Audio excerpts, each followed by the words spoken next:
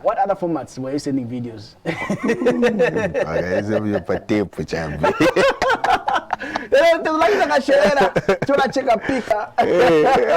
And you're telling me that was one of the biggest songs in the country. Dude, it's crazy to watch it now, you know what I mean? Because, at that time it was like the video, you know what I mean?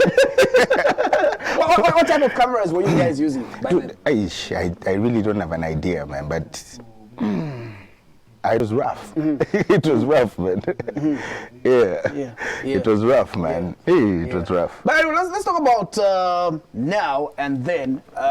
We just had to show those throwbacks. By the way, Ham's Way, Hamoba. Yeah. I was doing a background check because Thursdays gets to bring back those songs that you did way back. And there was this day I was playing Namanje. Yeah. And someone asked me a question saying, what happened to Namanje? People still ask such questions. Yeah, they do actually. Yeah. How do you respond when such questions are asked? Well, now it's sad that now I have to answer by mentioning the fact that Chatu is no more. You know what I mean? Like he's late. Before a time and chance hadn't just come for us to get together and do an album. Yeah, like, I will not tire explaining this. I'll say it again. I've always had this misconception that me and Chatu actually broke up. No, we did not. You know what I mean? The thing was, we were two solo artists who came together to do an album, which was the Namanje album, Eka Sparka. Yeah, so after we did that album, we went back to our solo projects. So I went back to working on the Shedela album, and Chatu went back to work on his stuff. So fortunate enough for me, I finished the Shedela album fast, and it went out, and it did very well. So it launched my solo career, you know what I mean? So it went up, and then there was a point where we had decided, so we're going to get back together and do the album. Now then, second Namanje album. But unfortunately enough, Chatu fell ill, and then that's the time he left us. Yeah, so, well, God rest his soul, man. Sad. Yeah, his memory lives on anyway through the music. I mean, I hear it play everywhere, and the appreciation is just overwhelming, you know? Yeah. Few people know that Hamoba is not your AKA. No, you're right, actually. Few people know that. You have to do the research. Hamoba is not an AKA. No, it's actually also known as no. It's like the same way you say Banda, the same way you say Njovu, the same way you say Kawata. Funny enough, somebody told me my name sounds like a nickname. Yeah, it does. Like it really does. Yeah, it's actually my actual name. You know what I mean? Yeah. Parej Ndiripo. Okay. Yeah. And it's not common. That's the thing. I think that's where people get confused. You know what I mean? Because you can count. I think I can ask people in here. I think if there's anybody who's met another person who's named Hamoba, it will probably maybe be one out of 10. It's a very rare name. Yeah. It's rare. Yeah. Current right now, what are we doing? What are we working on? I know we're talking about Olipo, one of the songs that I've been promoting current right now. Yeah, what exactly. else are we up to? I'm in the process of finishing off my album. I don't want to announce when. Give us the news. Give us the news. I don't want to say when exactly it's gonna come out. Yeah, so I should be announcing that pretty soon. I think maybe 2 to 3 weeks from now. I'll announce the actual date the album will be out, and also the album title. Okay. Yeah, I'll announce that. Yeah, but I'm in the process of finalizing. So far, so good. I must say, I'm basically done. So I'm just putting a few things together, and then I'll announce. Yeah, people should just stay. I've been waiting for some time. I've been waiting for some time. So it's taken a while to get to this stage where I'm actually just comfortable and say, okay, and now the album is coming out. It's taken a lot. Have you ever been in a zone where you feel like, I don't know how to handle it, but have you ever been in a situation where you feel like there's a point that things were on the peak, the music career. Now things are a bit, the bar is going down, then you feel like you know, depression is real. Mental health is real. True. Have you ever been in such a situation where you feel like you are still trying to still get so much love that you used to get? Now it's not going according.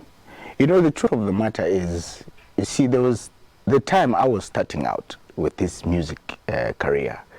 See, I was so passionate about it and I had a lot of time for it. You see, now along the way, what happened is that now I started growing older. You know what I mean? And then my life was changing. It was no longer the same. I had responsibilities that I never had before. You know what I mean? And at a certain time, I couldn't divide my time in a way that I would before. You see what I mean? So it made it difficult for me to do music. You know, and that was a struggle for me. You know what I mean? Because that hunger for doing music was always there, but I just couldn't find the time to get into the studio, you know what I mean, sit down, create something, you know what I mean, and at certain times my creativeness was affected, you know what I mean.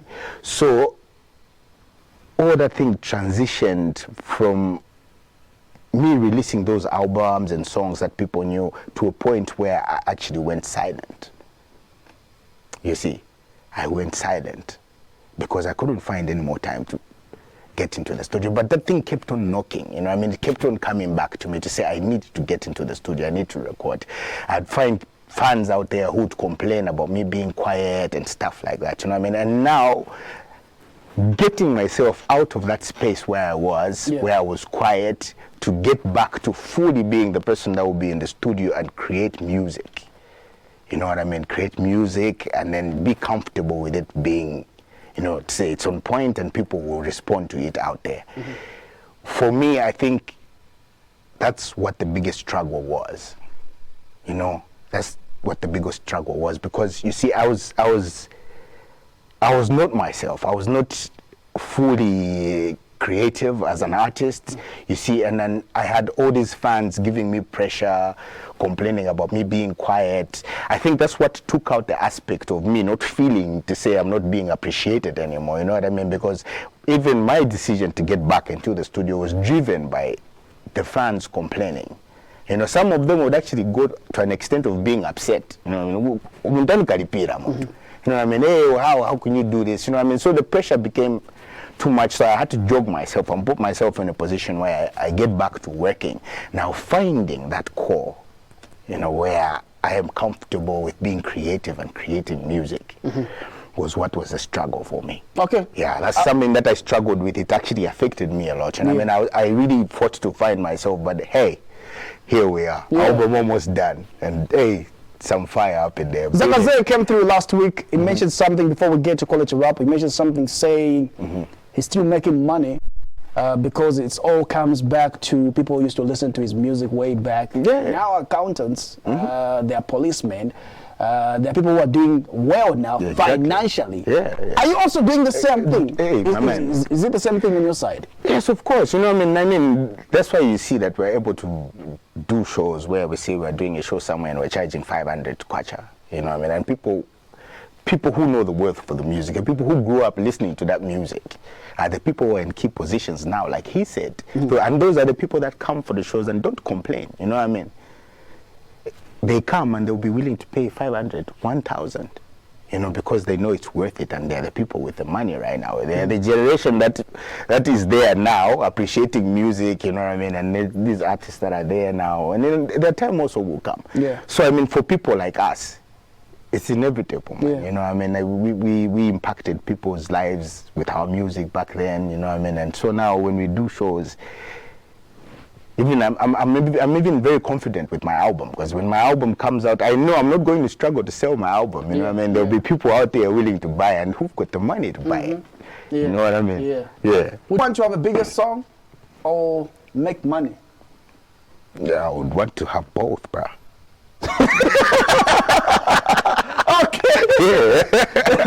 But which one comes first in your mind?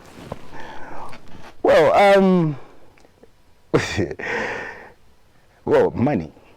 Yeah, I mean, I've had big songs before. You know what I mean? So that's not really a struggle for me right now. Hamoba, due to time, due to time, talk to your people. I know there are people who are watching right now. They are happy to see you. Hey, I'm happy to be here. I still remember watching a chameleon video and seeing you.